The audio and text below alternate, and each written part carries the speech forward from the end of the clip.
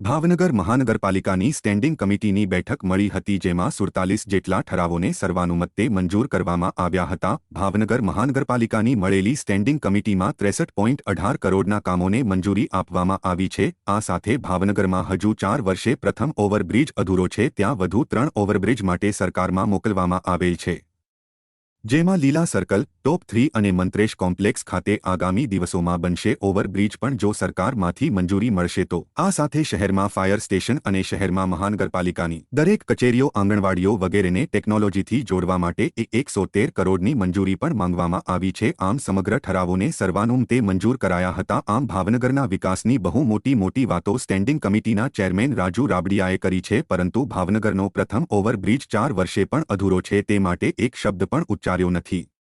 થોડું ચેકલિસ્ટ બનાવીને જોવું જોઈએ। ચેકલિસ્ટ તો આપણી પાસે હોવું જ જોઈએ, આપવો જોઈએ, પ્રેસમાં નંબર પણ આપવો જોઈએ। લોકો કોઈ વાંધો નહીં, અમારે લગભગ છેલ્લા ફરિયાદ તો છે જ તે નહીં, 500 જેટલી ફરિયાદો, એટલે ફરિયાદોનું પ્રમાણ એ ટૂંકમાં ખૂબ વધારે હોય છે। એ તો બની શકે અને થવાનું જ છે ને। અત્યારે ગરુડિયાનું ને બિલાડ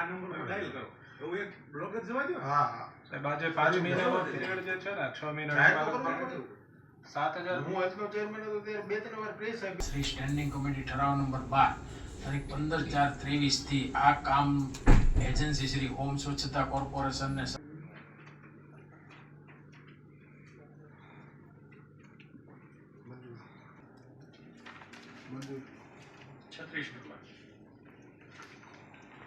ઉપાડી લે આ નંબર પર ડાયલ કરો તો એક બ્લોક જ જવા દો। હા સાહેબ, આજે 5 મહિનાનો પીરિયડ જે છે ને, 6 મહિના 7000 પ્રમાણે ટૂંકમાં ખૂબ વધારે હોય છે। એ તો બની શકે અને થવાનું જ છે ને। અત્યારે ગરુડિયાનું ને બિલાડાનું એ લગભગ એવરેજ કોઈ વાત નહીં, ચોક્કસ।